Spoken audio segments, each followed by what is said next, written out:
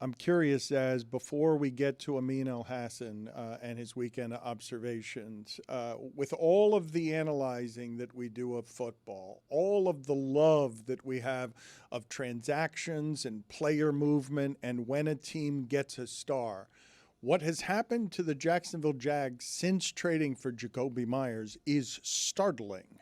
They are a team that is running roughshod over people. They are not turning the ball over anymore. They have 18 touchdowns. Their offense is formidable and not to be questioned over the last 6 weeks. If you look at their losses over the course of this season, it's only against good teams. They've beaten a lot of good teams. Jakobi Meyers has changed the landscape of when we were talking about Daniel Jones, and they traded for Sauce Gardner.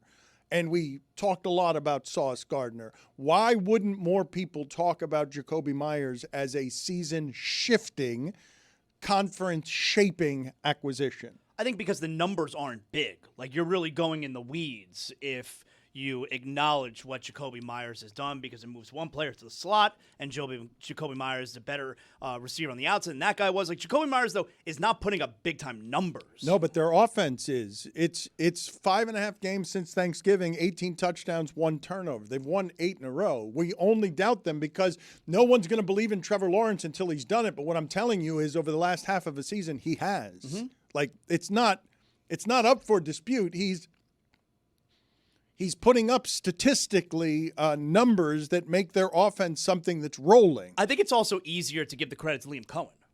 I think that's probably the easiest thing. Well, but we're doing the change of power in football. So Ben Johnson, the Chicago Bears presently have the best quarterback they've ever had. Caleb Williams almost got 4,000 yards. They're the only franchise in the NFL's history that has never had a 4,000-yard passer. They're set for the next few years because they've got a quarterback who can bring the last 2 weeks his team back from down 16-0, even if they've been farting around all game. Like, you've got 2 teams where the new young coordinator came and said, you know what, give me a stallion quarterback and let me show you what I can shape him into. And both of those teams are not only exceeding expectations, they're similar. And Jacksonville will not be believed in until after they've won the championship. How much of a role does Trevor Lawrence's emergence, and granted, really in the second half of the season, which also coincides with Jakobi Meyers' acquisition, but how much does it matter that Liam Cohen is there now and we see what's happened to Baker Mayfield this season in Tampa minus Liam Cohen? I think he's the difference maker. I'm worried about this if I'm a Bills fan. It's a good team, and also the Jags, they occupy this weird place in NFL history where they have like this one outlier weird run, and then they're bad the very next season, but the run takes them all the way to the AFC Championship game. I have made my assessments on what the top of that sport is based on watching what Seattle and the Rams have been doing and thinking that they're the best. But I would put Jacksonville's talent level, I would put in a class with them only because I haven't seen anyone do that to Denver at Denver this year. That's a defense that's crazy good. Like that defensive line is crazy good, and there were no answers for what Jacksonville took to Denver. Like that, Denver's supposed to have the best advantage in the AFC because they get to play a couple of home games and they get a bye, but they should be terrified if Jacksonville rolls into that. Even with Surtain back, they had no answers for Jacksonville, and he's the defensive player of the year. I was really surprised at what Seattle did on Saturday night. Like, I thought San Francisco was going to win that game, and they hold, you want to talk about Denver's defense. San Francisco's been the hottest team in the NFL up until this weekend, and Seattle holds them on the road to 3 points. Well, is Mike McDonald's record now 15-2 on the road the last 2 seasons? Is he 15-2 the last 2 seasons with a team that travels? It doesn't need the 1 seed because the thing with Sam Darnold, his QBR is not very good over the last few games. Like the same thing that people fear with Sam Darnold is the thing that can wreck this season, just like it wrecked Minnesota's last one. Another storyline that's interesting for me is that if San Francisco can get out of the first round, Fred Warner's return is looming. He might, that as sick as it sounds, he might be back for them. Amin El-Hassan. Whoa. Per Adam Schefter, the Raiders have fired head coach Pete Carroll. Wow, that's a big reaction from Amin. Look at that. He's joining us from a frozen tundra somewhere. You're surprised that Pete Carroll's been fired after going 3-14 and after yesterday's big victory in Travis Kelce's final game over the Kansas City Chiefs. He delivered. They wanted the number 1 overall pick. They got it. Why'd he get fired? Again, just a 'Cause they were reminder, terrible? Atlanta Falcons fired Raheem Morris 2 years ago. Could have had Bill Belichick. Things change a lot in 2 years. Are you ready to do weekend observations? I mean, before we do, I've had a question I've wanted to text you for the last 2 weeks, and I haven't done it, so I'm just going to ask you on air. Please explain why the Cleveland Cavaliers are regressing. Why is that team not at the top of the conference? There's a couple of reasons. They've dealt with injuries, that's for sure, but even without the injuries, they just haven't played well, and really it's their offense. Their offense a year ago was stellar, and now it's simply good. Their defense has also regressed. They've gotten worse on that end. I think they're suffering from some depth issues as well. And, Dan, if you listen to – I know you like rumors and murmurs and whispers, but – feels like Kenny Atkinson might be wearing a little thin on some of the guys. He is a very demanding coach, and the rumblings are like, yeah, the guys are kind of reaching their limit to how much like they'll take from him. So it's been 2 years. It hasn't even been I them. know. And he reinvented them, and he got Mobley's usage rate in a place that made them good offensively. Well, Dan, as we saw with Chris Paul, sometimes you can be right and still a jackass that nobody wants to be around. I'm not calling Kenny Atkinson a jackass, but I'm just saying like that is a possibility. You can be someone who is an irritating person who is also right. I mean, Draymond Green got ejected again over the weekend. Yeah. Why does Steve Kerr look surprised every time? I think this time they felt like it was a quick ejection. The thing was he got teed up, and then he kept complaining, and Kevin Cutler, he said something that made Kevin Cutler say, absolutely not, second tee, you're out of here. From the Warriors' perspective, I've told the story before, Rasheed Wallace not getting teed up because, quote, that's just how he talks. The Warriors' perspective, it felt like Draymond Green was just doing what he usually does, and that didn't rise to the level of a second technical. Having said that, Kevin Cutler is a really respected referee. He's not a guy who's emotional. He gives guys a bunch of leeway. And so for him to say absolutely not, get out of here, Draymond must have said something that crossed the line. It is time for Amin to share his game notes. No one in the media will tell you what happened better than my boy. Amin. Weekend Observations is brought to you by Miller Lite. Legendary moments start with a light. Dan, holy Mike was right. Holy shit. Mike was right. The Canes aggied the Aggies. They bucked up the Buckeyes. And now all that stands between them and the national title game is a school that thinks being proud of being on the wrong end of the war about slavery is somehow a cool thing. The Rebels. It kind of makes those 40-minute segments where Mike drones on and on about teenagers I've never heard of worth it. Almost. The Nuggets might be cooked. They lost to the Nets last night, who started some dude named Igor. Google told me it's pronounced Yegor and not Igor, even though it's spelled E-Gore. Google also told me that he was a lottery pick last June. Google further informed me that he started 23 games this season. Google is passively aggressively telling me I haven't watched a lot of Nets games this season. I mean, Jokic should get another MVP. And this one's the clearest one of them all. Specifically for this. I mean, the day that the week we were off, the idea that he had 18 overtime points and went for like 56, 16, and 15 the other day. Like, there's never been a player like this. They scored like 30 points in 5 minutes of basketball. It was unbelievable. Incredible. The Finns almost made good on Greg Cody's preseason prediction. I won't lie, that first drive when Quinn Ewers was money on every throw had me hyped. I was like, holy shit. Mike Ryan was right about the Canes.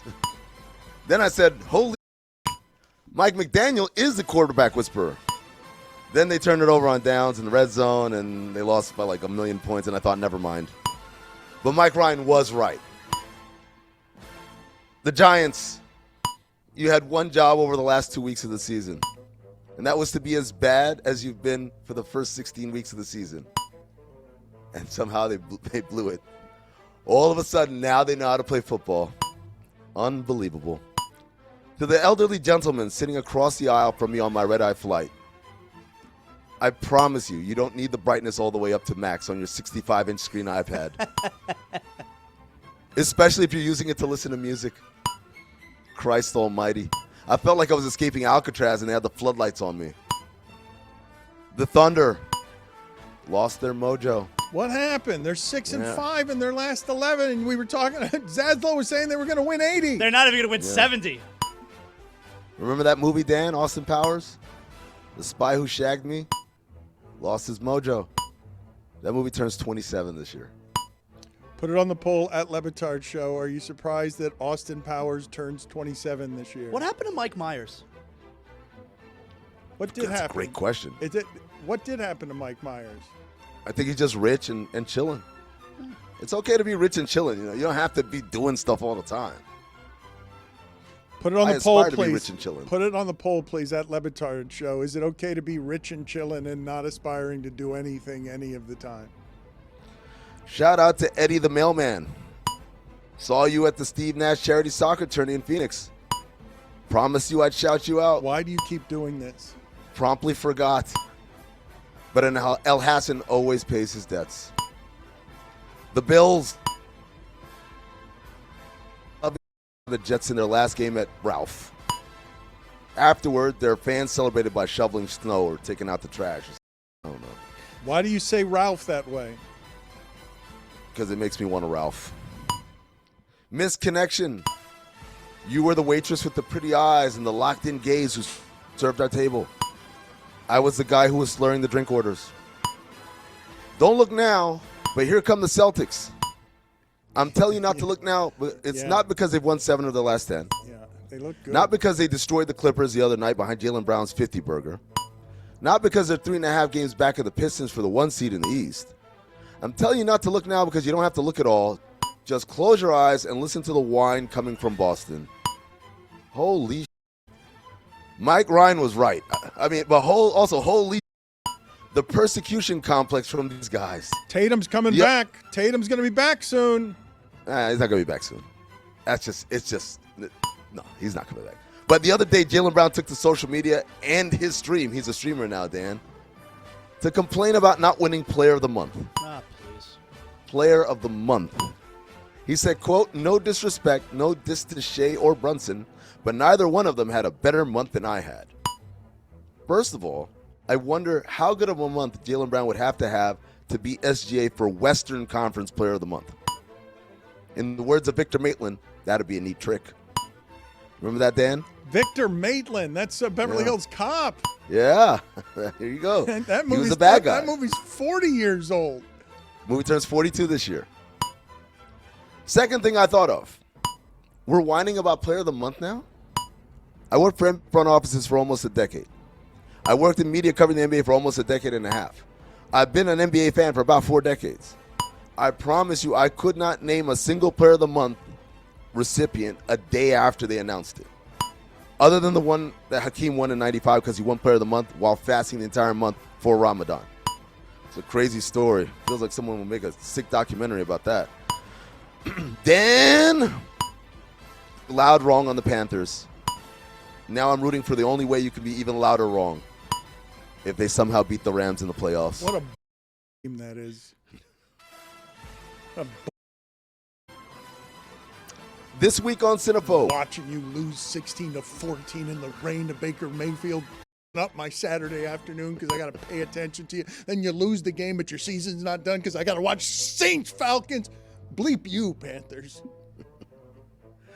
This week on Cinephobe, we did 200 Cigarettes, a period piece vignette movie about New Year's Eve with a star-studded cast featuring Ben Affleck, Casey Affleck, Kate Hudson, Martha Plimpton, and Dave Chappelle. Fun fact, they shot it on location in the Lower East Side of Manhattan, and the lady who lived in one of the buildings where the location was protested the movie being made because she didn't like cigarettes. Cinephobe, wherever you get podcasts. And while you're at it, please check out Here's the Science, a Bar Rescue podcast. I saw Sing Song Blue over the weekend. You seen that movie, Dan? No, I have not seen that. Holy, Mike Ryan was right about the Canes, but also holy, I did not know what that movie was actually about. Has anyone in there seen it? I know what it is. Okay, I know what it's about, but yeah, crazy. I don't think you know what it's about. No, I do. Incredible movie. I know what the little twist. Okay, all right, incredible movie. Yes, great performances by Kate Hudson and Hugh Jackman. But I thought I was watching Saving Silverman, and ended up watching Saving Private Ryan. Totally mismatched energy. Wow. Holy, Mike Ryan was right. Also, holy, war is hell. Speaking of hell, Art Briles, and those are the weekend observations. Amin, thank you. Stick around here. We're going to keep going. I wanted to talk to you guys. We had not yet talked about it. The Panthers did beat Colorado yesterday. We have not covered the Panthers very much this season, but the Winter Classic was a bit of a disaster at Lone Depot Park. Thank God I didn't go to that. The ballpark that David Sampson built that is now home to some major events and usually doesn't rise up to the moment with what those events are, whether it's concessions, lines, whether it's fan experience. How is it that ballpark has already gotten outdated for major events? Well, I don't know that it was based on all the stories from like opening day back in 2012. It would never have been dated, right? Like this is always all these issues that I'm sure you'll explain here, Mike. 'Cause I didn't go. I'm glad I didn't go. This has always been the case. By the right? way, I should mention the Rangers beat the Panthers 5-1. It's an outdoor game. The Rangers are dominant outside. The Panthers are champions, cannot win outside. So I went to the Winter Classic. I was stunned at how expensive this ticket was. Never drop below 500 day of. It was crazy. Shout out to Game Time though. I did find a good deal, like one sub $400 a seat ticket price, and I pounced all over it. Promo code Dan. But I've been to Marlins Park mostly not for Marlins ball games. I've been in like 3 Marlins ball games. I usually go there either for monster trucks or a concert, or the occasional World Baseball Classic, the worst day of my life, which was FIU Miami, and I went to this. And outside of the World Baseball Classic, there hasn't been one time where I come away with the feeling like, wow, this stadium operations gang has it together. Everything is a huge pain in the ass. The lines to get It's amateur to the hour. building, amateur, no order, no communication, people piled in like sardines, them directing themselves where to go. Why? Then for the Winter Classic, you're excited about all these novelty snacks that they advertise. Hard to find, signage next to nowhere, and then when you get to the lines, it takes you 40 minutes. I walked around the entirety of that lower level concourse looking for food. Everybody ran out. There was just hot dogs. Hold on, they've actually run out of some food. They ran out of food. They ran out of a bunch of food, and not just the novelty items. I went to get a cheese pizza. You think that would be readily available? That's a popular item. Not available midway through the second period. I tried to rationalize to my boys because I told them we were going to go, but like tickets never went below $500. So I'm like, listen, it's a good thing we're not going. It's going to be a disaster. They never have enough concessions. And like they're like, what do you mean they don't have enough food? Like, I'm just telling you, they never have enough food. No, I actually got an Uber pretty quick, which I was like pumped about that. And then I sat in that car for a good 40 minutes having not moved because the stadium is located where it is. Infrastructure-wise, like it's tough in the middle of Little Havana. But in terms of game ops, you control that. And I don't have a good reason as to why this place is always a disaster. But outside of all of that, I thought there was a good buzz in the air. I'm not kidding, actually. Like outside of, I agree with everything. Like lines stink. Don't get food. You had the best But weather. there was the best weather in the United States was happening. Everyone seemed happy at the beginning of the game. It did feel like a celebration, It felt like a big festival, moment. a festival of hockey. Well, keep in mind the concept of block off the street because of player entrances into the ballpark, especially for the Panthers, who all came in a fleet of Ferraris. Yeah. So they blocked off the road for that. Yeah, Marchand. Panthers look stylish. Marchand looks so good. Seemed like we were more into that. The pomp and the circumstance in the actual game. I enjoyed watching on How TV. it looked in Miami, you're kidding. Yeah. Just how everything It looked. was all. I saw Barkov carrying that cup out for the Sally song with Role Model, and I'm like, okay, he's ready to go. Well, And Kachuk is You think Kachuk could have carried it a little more? He's closer to being ready than Barkov. And you mentioned saw them because you couldn't hear anything. No. From the location Mike and I were, I saw Role Model performing. Who's Role Model? They play the Sally song. I don't know that fool. Yeah, I mean they're like it's that movie with Paul Rudd. That's That's role on you. model. He's had a White, big you year. Ben Affleck. Role Models had a big year. They were a big group. I was excited to hear the song be that that I knew, big. and I could not. I'm not gonna lie, could not hear it. I saw a TV broadcast of it. You could hear it on TV from where we were standing, not that far from that performance. I didn't even hear music. You know what I used to have for breakfast? Cocaine. You know what I used to have for lunch? Cocaine. The reason that I want to put a microscope on this particular event is because a South Florida champion was protecting and presenting a hockey heirloom in a really unusual part of South Florida for that to exist outdoors. It's winter. It's our coldest day of winter, but it was like 50 degrees, and it's absurd for us to have any of this in South Florida, made more absurd by the fact that the Panthers are two-time champions and they're rolling into the place with Ferraris.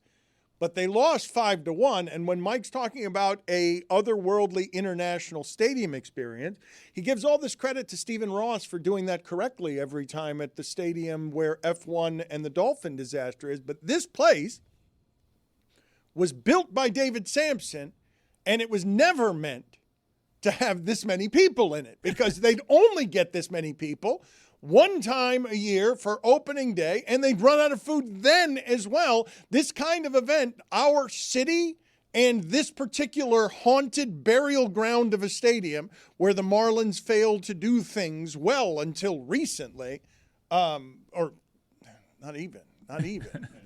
It felt like Copa America. That's the only worst experience I've had trying to get into a game and get anything at a game. And it was like the worst experience maybe in modern times because CONMEBOL was in charge of that. For it to be on Calle Ocho, though, I mean, for it to be in a Hispanic neighborhood, Miami and South Florida were trying to show out that Dade County could represent well. And my guess is it looked great on television, just wasn't great in person. It did look great on television. I do have a question because in a situation like that, the Panthers are technically the home team. They control the gate, they get the concessions and all that. But they obviously, because it's not their building, they had to do a deal with whoever the Loan Depot, leaseholder is, whether it's the Marlins or the County. There's a funny story about that too, because the NHL is really the home team here. The NHL handles, and so they deserve some of this blame too, because they should be more across the ops. It's not their first Winter Classic, but as part of the initial negotiation, remember they were supposed to build a Miami Live, one of those live venues there. The pre-construction's there, but the NHL and the Florida Panthers had no idea that the plans were going to be for that to be built during the Winter Classic. And I think it actually postponed the true construction of that project because everyone was like, what do you mean? You're going to have an active construction site at the entrance of our Winter Classic. All in all, just a bad experience. One that I always have over there, which is I never have a good experience in that building. And I love going to ballparks. Because you only go when it's a huge event. Correct, but I love going to ballparks. I can have a good time at a baseball game, sit down and just enjoy the ambiance. Everything from the seat color to the lights. It's just a garish-looking place. I don't like it. The ops are terrible. I can't say a good thing about it. Bulldoze it. Well, you can't have Winter Classic at Hard Rock Stadium because it's within the football window. Yeah, they should have punted this to Freedom Park was open because that place sucks. Stadium Series, however, is the beginning of February. So you could probably have it there whenever the next time they have it. No, they'll never be allowed to have it again. What? Why? Come on, man. You can't have it be a horseshit experience the one time it comes down here. They have one coming to Tampa. But remember the vibes. Yeah, you keep saying that. You just wanted to celebrate your champion. You just wanted a reason to be the center of the sport again because your dad's T-shirts of McDavid being overrated are already selling in thrift stores. I wasn't eating though. Daddy was drinking. Yeah. But that's not the Panthers' fault, though.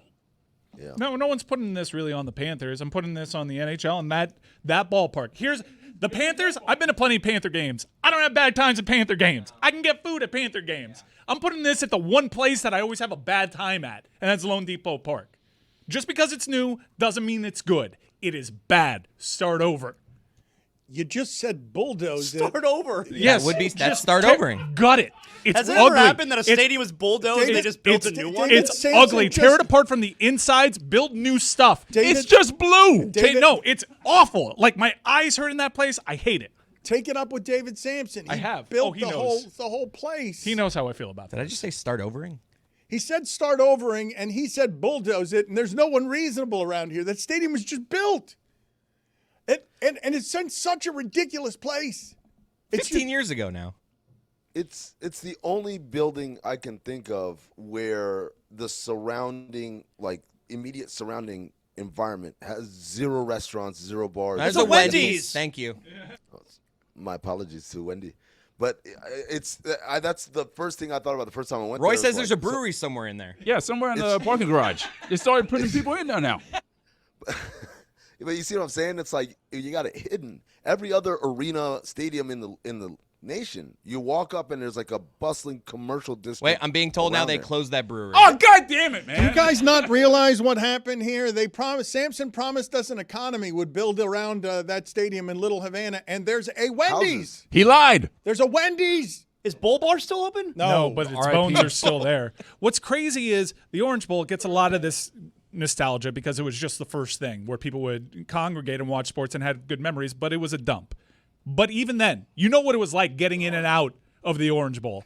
Even the in-game experience, concessions and all that, and getting in and out and logistics and no blocky, all that was a lot better run than this is.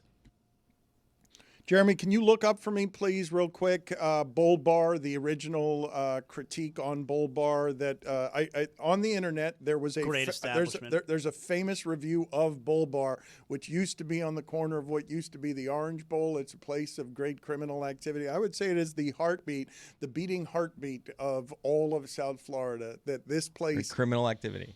Oh yeah. Oh, yeah, yeah. come on. You had- Criminal activity. I- That's you what had people to- trying to get over, Dan. I had to go through like airport security in order to get in there. The one time that I was there, the drinks were cheap, and the one review is famous on Bull Bar that I believe Adam Smoot wrote it. I just want people to know what Bull Bar was, because right next to the Orange Bowl grew. Give us time. You're asking for a Yelp review of a place that's been closed for 15 years. We're working. Has it been that long? 15 years? And for me to know what he's talking about, like we're working on it. To be honest, though, where the bones stand, there's a massive, huge mural that says Libertad para Cuba. And there's like a Cuban flag, and there's like a whole bunch of stuff. So that's the place if you're driving on 17th and Flagler, it's right there on the corner. Welcome back from my brother's mural. I wanted to ask you a couple of different questions because we have not talked about the Jake Paul thing that happened a while ago. Wildly unsatisfying. I thought if I was going to watch him get his jaw broken, I would enjoy it. I did not. It was terrible, and I had fun. He was crawling around on the floor, and then his jaw. That part broke. was tough, yeah. And the whole thing was tough. He didn't belong. That it's a dangerous human being to fight with, and if he cocks back his right arm and hits you in the jaw, and you're not a professional fighter, so your mouth is wide open because you're like, holy shit, here comes that punch. Because you're gasping for air. You're then on the floor. At least we can stop with the conspiracy theory stuff, though, now, right? Okay. Can we at least put that stuff? Yeah, the Okay. cinder block that hit Jake Paul and broke his jaw in 2 places, we'll put that But to bed. unsatisfying though, right? Because you need him knocked out if that's how he's going to be hit. If it's Want him just sobbing afterwards Well, instead of No, he like wants him taking out it. cold is Look, what he wanted. But if you're watching to see him, if you'd asked me before the fight, hey, will it all be worth it if he gets his jaw broken? Yeah, I'd you'd say probably say yes. I'd say yes. And then I watched and I was like, not worth it. Dan wanted him snoring in the middle More of the ring. pain? Yeah, What no, were we- just what were we just longing for? unconscious brain. Look, I wanted the He had brain. a brain injury. I wanted the brain to move through the liquid protective buffer that keeps it from the skull and hit the skull in a way that left Jake Paul not with his faculties. 20 seconds of fear where we're like, is he going to be okay? Yeah, yes. That's what he did to And then he Francis comes- Ngannou. And then he comes to and like, Yes. we're like, okay, he's fine. Longer than 20 seconds. To be honest, though, the shot that he took that did eventually knock him down and knock him out for the fight was a vicious shot. Well, not only was it vicious, he went down to a knee, and I've never seen this before from somebody who just lost a fight with their jaw broken. He just said, "Wow." Yeah, man. What did you think that was going to? Yeah, that's what that's going to feel like. If you take that, it's going to break your jaw. That's the way that's going to work. But the other thing I wanted to ask you about, Tony, is Aspinall. Is his career over? Like when you're just going straight to multiple eye surgeries, and your dad's talking about the details of, we don't know if he's ever going to be able to see right again. You can't fight. You can't be, that guy's a legitimate champion, and I think he just had his career ended by eye gouging. And that's the scary part, right? Like, he came back from a massive knee injury a couple of years ago where he tore his ACL on a return kick that knocked him out. He ends up getting back, storms through the heavyweight division, one of the best knockout artists we've seen in the division, and then fighting a guy in Cyril Gane who had his opportunity to be heavyweight champion, kind of faltered a couple times, and then in that fight where you think Tom is going to piece him up and knock him out and under the round, he's kind of getting pieced up by Cyril Gane, and then Cyril Gane goes in with the eye poke. Now, we're talking about a guy who's 6'5", 265 pounds in Cyril Gane, and his fingers are massive. So that finger went knuckle deep, and when it happened, a lot of MMA universe was saying, you got to tough that one out. All the former champions that have gotten poked in the eye, that have fought through poked eyes, have gone said, hey, or Chael Sonnen said it, hey, you got to finish that fight. Doesn't matter what's on the line. Doesn't matter if you can't see, you got to finish that fight. And now we're looking at 2-3 surgeries down the line of an eye thing. Like, that is a massive, massive situation. You've got to take that back, right? I understand the fighting culture. I understand that they're all much more insane than I am and than we are. Like, you have to be crazy to do that for a living. But you have to take that back once the guy needs multiple eye surgeries, because it's not just an eye gouge. The man has been orbitally altered in a way that affects his vision for the rest of his life. That's a great way to put it.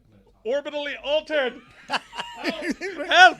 I mean, yeah. I mean, digitally look, and knuckle orbitally. deep. Listen to what you're saying. Go ahead and imagine. I understand that some of these things feel like It's they're an not. alteration of the orbital. Go ahead. Or knuckle deep. Imagine someone else's hand going knuckle deep into your eye. A very strong hand at that. Amin, what was the fight? Did you enjoy yourself at the fight? I had a good time. Me, Juju, Trista, Danny Benitez, a.k.a. Fake Dan. We had a nice time. He ate spaghetti, right? I believe we have a photo of Yes. it. Yeah, there he He is. ate the spaghetti. Wait, is that Dan or Unfortunately- Danny? Unfortunately, as I foretold, Netflix wasn't as gung-ho to put us on their broadcast once they figured out Dan Le Batard wasn't there. It's kind of like the whole crux of it was that Dan would be there. And, that's a funny joke. Hey, we sent fake Dan. Unfortunately, Netflix didn't fall for it. Well, that's what makes everything What ruined, gave it away? Amin, thank you. I wanted to bring up something regarding Netflix, because obviously they're crushing it in sports. Whatever that Jake Paul thing was, I'm sure it was a monster success. Whether you liked it or not, it doesn't matter. Netflix is now in the live sports business. And on Christmas Day, they took football took basketball, took Christmas Day from basketball, even with crud games, like just terrible games, but football is king sport and it doesn't matter. And the thing that I wanted to ask you guys is they brought in, during the Cowboys-Commanders game, they brought in Emmitt Smith to talk to him during the broadcast for Dallas. And this is how bad Washington's been. Clinton Portis is who they had to go get the most legendary of Washington figures that can be had to talk about greatness in Washington football, because Washington football hasn't been great for so long. Your thoughts were what on how Netflix's broadcast did on Christmas Day as a first-time undertaking? Yeah, I thought it was good. I mean, it really seems that Netflix in the live sports game, the only problem they've ever had was the very first time they tried something, and that was with the Jake Paul-Mike Tyson fight. Ever since then, whatever, I guess, kinks there were, I think Netflix has done a terrific job with live sports. This is the second Christmas Day for Netflix, right? Yes. I mean, what all of these streaming services are doing a great job making everyone else be better at the production of television events. Yeah, I mean, it helps to have a bunch of money and the tech on your side. But you've really fallen apart here. We're going to let you go. Thank you. Yeah. Wait, can you remind the people that I was right about the Miami Hurricane? Appreciate Mike was you, right. Peter. That way, yes. Appreciate. Before you go, just so you know, Mike Myers working on Shrek 5. That's what he's been doing. Of course he is. counting money. In production. Just counting money. Excellent dismount. I mean. Happy New Year, everybody. 2026 is already getting off to an incredible start because you want to know how I rang in the new year? It was with a bunch of friends in a Dallas hotel lobby bar ordering a bunch of Miller Lights because that's how you do it. That's how you make special memories. Miller Lite has been by my side at many special football memories this year, and hopefully we get to write a few more memories with Miller Lite. Some of my most legendary moments have started that exact same way. A buddy's house, a lobby bar, a game, no big plan. And then you crack open a Miller Lite, you take a sip, and you look around, and you immediately recognize that you made the right call. You're locked into the game, the conversation, the moment, not thinking about what you're drinking. Miller Lite just fits. Clean finish, refreshing, brewed for taste with simple ingredients like malted barley, and at 96 calories and 3.2 carbs per 12 ounces, it never weighs you down. It's a taste that beer lovers have trusted over 50 years. The original light beer since 1975 and still iconic today. Legendary moments start with Miller Lite. Great taste, 96 calories. Go to MillerLite.com/Dan to find delivery options near you, or you can pick up some Miller Lite pretty much anywhere they sell beer. It's Miller time. Celebrate responsibly. Miller Brewing Company, Milwaukee, Wisconsin. 96 calories and 3.2 carbs per 12 ounces. To Juju Gotti in a second here, and also a Yelp review of the Bowl Bar that closed 15 years ago, right near where the Orange Bowl used to be. We're going to get to that in a second. But first, a hearty congratulations to our boy Stugotz. He is doing afternoons. He is returning to his lifelong love of live radio. He really missed it. So 3 to 5 every day, beginning this month. Is it beginning today, or is it beginning just this month that he will be on Fox Sports Radio 3 to 5? Afternoons are where we started a long time ago on live radio, and he returns to his roots. We are expecting and hoping that he'll be back this month, but we were hoping and expecting that the last couple of months as well. So I think he's going to be back this month, but he's very busy. He's doing afternoons now on Fox Sports Radio. Yeah, I'll find out the start date on that. I'll text him. I thought it was today. He's on vacation already. Do I have? He's already. I texted him, hey, when are you starting? He's on vacation, buddy. Izzy's co-host. Oh, congrats on getting a response. Let's get to Juju in a second, but first, I don't know if Juju's ever heard what this Bull Bar review is. How much of it do you want to read? It's hard to explain to people. It's a small place. It's a dark place. It had an undercurrent of criminal element. As I said, the one time I was there, I had to go through an airport security radar. There were many people armed there. I was scared. Do they have the MRI machine? An MRI? No, It wasn't a radar. It was just a metal detector, but we move on. Yes. The world's changing at a Orbital historic pace. You only got one flashlight on the cell phone, pal. Jeremy, what does the review say? Go ahead and read Yeah, I'm just going going to start reading, and you tell me when to stop. Bowl Bar, aptly named for its proximity to the old Orange Bowl site and its exterior's resemblance to a place you'll likely find a lot of feces, is both a wonderful and horrifying establishment at the same time, if that makes any sense. It's sort of a melting pot of sadness and various diseases that modern medicine may or may not yet have a cure for. It's majestic, really. As you cross the street from Marlins Park and make your way to Bull Bar, in parentheses, I can't imagine the Pepsi logo in the bar's name isn't breaking some sort of copyright law, by the way, close parentheses, Still there. you'll notice a brightly lit liquor store. That's not it. You want the next door, the one that looks like you're about to walk into a drug deal in the back of an abandoned building. I entered that tiny door, the gateway to regret. This is my story. You want me to continue? Yes.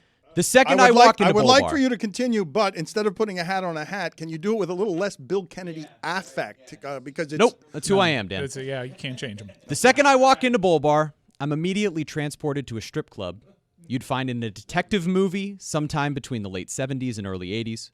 Mirrors line the walls, while the majority of the floor is taken up by a huge empty wooden bar. There aren't any strippers, but it's only 6 p.m., so who knows? No, there were women with lingerie. They weren't strippers. They were just wandering around. You had to buy them drinks. The liquor store next door with the bright lights and neon signs is connected to Bull Bar. The electricity apparently is not, and that's probably a good thing. There's a man passed out on one of the stools closest to the door, his head resting on the wooden bar. He might be dead.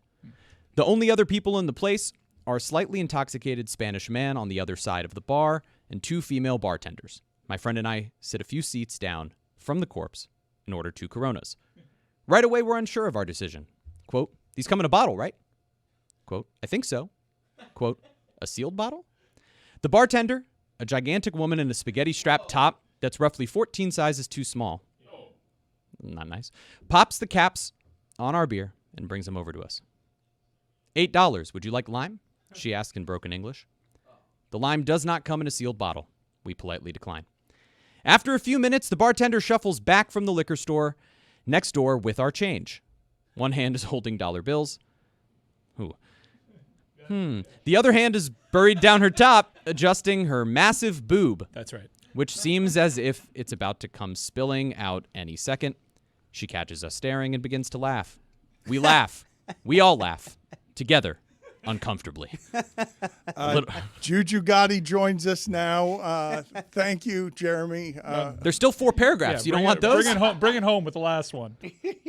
If you're in the area, I can't say I recommend going to Bull Bar. I also can't say I don't recommend it. I'm simply preparing you, and yet somehow you'll still be unprepared. Was the guy alive? No, he's still there. Ah. Juju Gotti joins us now. At Le Batard Show is where it is that you vote on the polls. Juju, welcome. What do we have today in terms of critique or subject matter that we didn't get to? Oh, man, we got a lot of stuff we didn't get to, but first of all, salute, man. Happy New Year to everybody, man. Making it another year is never underestimated over here, man. Lost a lot of friends due to a lot of different subjects, and so I really happy to be alive and happy to see you brothers still kicking, you feel me? But y'all did not talk about the Colts had a double punt yesterday. I ain't never seen that. Not even a double punt fake. Well, on 4th down, they ran a punt fake. And then on 1st down, they ran the same damn punt people out there, another punt fake, and got a flag on the team for a 1st down. They did like a hurry up, right? It was a tempo offense of, all right, we're going to do a fake punt. They throw it to Mo Alley Cox, by the way, who mosses the defender. They hurry up and get back into punt formation, and the Texans are like, wait a second, what are we doing here? Hold on, time out. Yes. Also, too, I want to throw out there earlier in the show, Chris had this line there. I watch a lot of kids. I babysit a lot. This line from you, Chris, more like Tyler Poop, brother. That was a hit, bro. That was on Little Kid Comic View type. You feel me? Someone gets me. Are you applauding yourself right now? I'm applauding Juju, applauding me for having a good taste in humor. Do you know how much joy I got yesterday from Arizona McDaniel. has fired Jonathan Gannon. To hear the broadcast call of Rigoberto Sanchez to Mo Alley Cox? Oh, yeah. That is week 17. Come on. That is the last Rigoberto. Go ahead, Juju. Yes, sir. Well, like I say, I'm happy to be alive. I'm happy to see you brothers. But over this break, man, I had to get it out some kind of way, my takes. And so I took up the mantle of saving top 10 observations from the break. You feel me? So, number 10, the top 10 observation. Number 10 is that BYU coach, that boy can go through some Pop-Tarts, bro. That was incredible, Juju. Right. He was going straight crazy on the Pop-Tart. Salute to him, man. Got the dub. Number 9, the Spurs on the Thunder, man. In a big way. In the biggest That way was possible. crazy to watch, right? Twice where OKC is just getting throttled. 3 times. You dig it? Like, even better than that. Number 8, I think that needing a get-back coach is nuts, bruh. It's just the concept, brother. Like, brother, you get so worked up about this game, you got to have another grown man hold your belt loops. Bruh, come on, man. Calm down, coach. We need you. Let's save $50,000 a year. What would happen without the get-back coach? Like, the coach just going to run onto the field in the middle of a play? Right, and eat a referee. You feel me? Number, what am I on? Number 7? Number 7, unwritten rules. Get out of here. On what? That you can make that comment any point. What happened during the break that is an unwritten rule related thing? Yes, sir. Giannis Antetokounmpo slam dunked the ball with, like, what, a second or 2 left after they already was up about 10 points, you feel me? Slammed the ball, and then the other team got mad. Oh, why'd you score with no time? Brothers and sisters, if the rule is unwritten, moving forward, 2026, if the rule is unwritten, it ain't a damn rule. Get out of my face, play some defense with 2 seconds left if you don't want me to NBA Jam windmill on your style. Am I the only one who recognized the irony in Juju saying this while wearing a St. Louis Cardinals hat? The kings of the unwritten rules. Okay, Neither here nor there. put it on the poll at Le Batard Show. If the rule is unwritten, is it actually a rule? Exactly. I love it. Number 6, Tom Brady. We get it. You hate plastic gloves. Come on, brother. We got to hit the whole game. You gonna say that, brother? We get it, brother. You the GOAT. Move on. Number 5, bathroom attendants. I'm sorry. It's over with. It's over. What's over? Just that. What- That They're entire being job, they're man. leering, Dan. They're very leering. Exactly. Okay, This is my demanding. 3rd time having the PP. Now I got to give you what? 5 more bucks? Like, what are you doing? Stop. I can dry my hands. I feel obligated to give you something for giving me the towel to dry my hands. for a mint, for a couple of mints. Got to at least have Right, a now- Venmo barcode there or something. They've been crushed by the cash industry, right? They did a lot better when people they're were always on the carrying phone. cash, right? Nobody wants to go into their That's phone why I got a and point Venmo for him. Finish it. I go Right. there. Hey. A point. I go right put there, it thank put it you. on the poll at Le Batard Show. Do you have a finger point and no tip for the bathroom? You. I only have one of those things, and it's not the finger point. A real connection You. with the bathroom attendant. You are not getting any money from me. But you. And he points at you, and then as soon as you leave the room, it turns into a middle It finger. is awkward. The whole thing's Right. awkward. And then you're putting this poor person in a totally awkward situation. Nobody wants to give this person money for a mint or a Starburst. Nobody. Also, they usually have them at like bad places. Like Bougainvillea's has a bathroom You're attendant. trying to be classy with your bathroom Boogies. attendant. That's just a Starbucks and somebody trying to get $2 out of me. Why does Boogies need a bathroom attendant? What are you attending, sir? Have you looked around? This place is a disaster. Zagaki. Number 4, what's the point of replay assistance? Me and Juju are on this. This is gonna Exactly. come back to bite one of these leagues. It's a slippery slope. What are you doing? Why are you It's waving a a finger? slippery Which is slope. it? Is I've it a been bite? leading. Is it a Juju slippery and I. slope or is I it don't want to biting? steal his thunder here, but Juju and I have been saying this for a long time. One of these times, they're gonna come in with the eye in the sky. Is gonna make a call, and it's gonna be like, why? It's not fair, Dan. They pick and choose. They pick and choose when this eye in the sky comes out, and it's gonna cost you. Slippery slope. You know why most places put in a bathroom attendant? 9 times out of 10, it's to stop people from doing cocaine in their bathrooms, or at least provide an obstacle. Or sell it. In Miami, it doesn't matter. Number 3, if your team has a losing record and you still happen to win the division, I don't give a damn. Over with. What does that mean, over with? The same way that cooking right now. Mike Ryan wants to bulldoze Lone Depot Park? What do you mean, over with? That's it? Yeah. You're making a new rule? Get the Carolina Panthers out of here?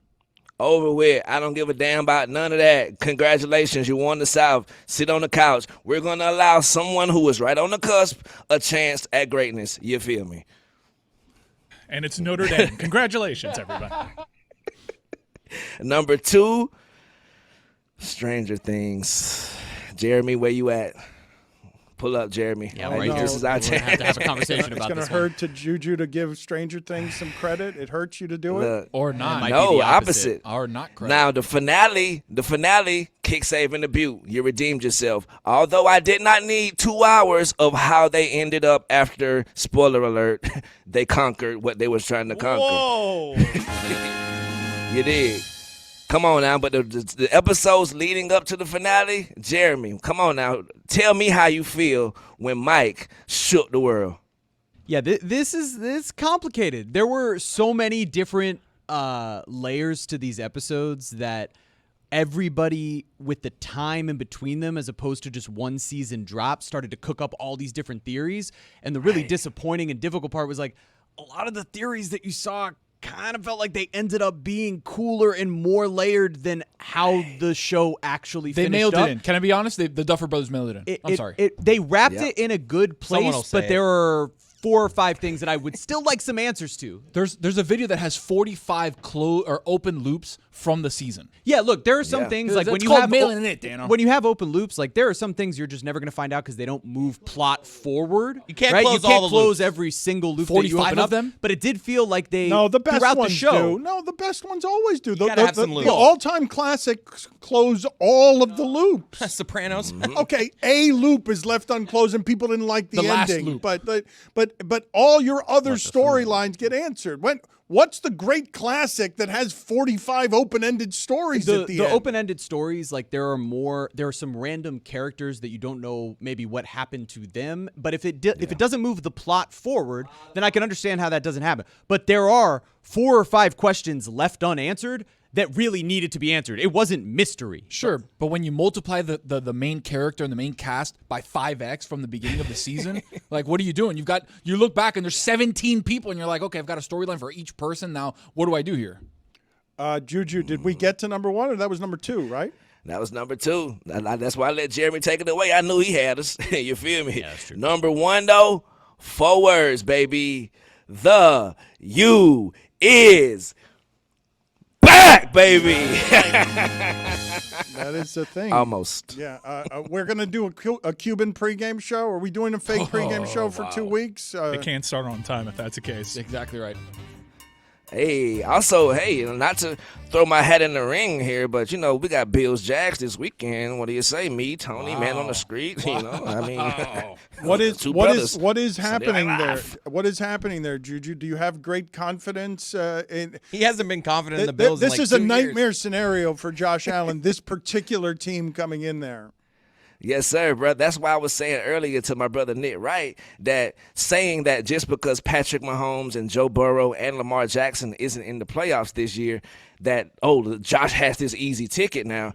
That's not the case. I think that's an ultimate slap in the face for the Jaguars, a slap in the face to the Patriots. You feel me? Because these guys put teams together. They didn't just rely on one person getting it done. Like you said earlier, Jacoby Myers coming over there, you can look at the stat sheet and it may be a little different, but when he out there running routes and making you pay attention to that, Lil Parker Washington is having a day. He look like Tyreek Hill out there. Well, You feel me? that's So- what's happening. Parker Washington in the slot. What's happened with Brian Thomas and Parker Washington is you've moved them to 2 and 3 on there, and it's totally changed their offense. Like in terms of that would be I've got to assume the Bills are favored there, correct? The Bills at home are going to be favored. That would be the game I'm looking at, and I'm like, I could totally see somebody going. Bills are not at home. Jags are at home, Dan. Duval. Jags All are right, 3 so- seeds. Division Duval champ. County, 904. But Bills are 1.5-point favorite.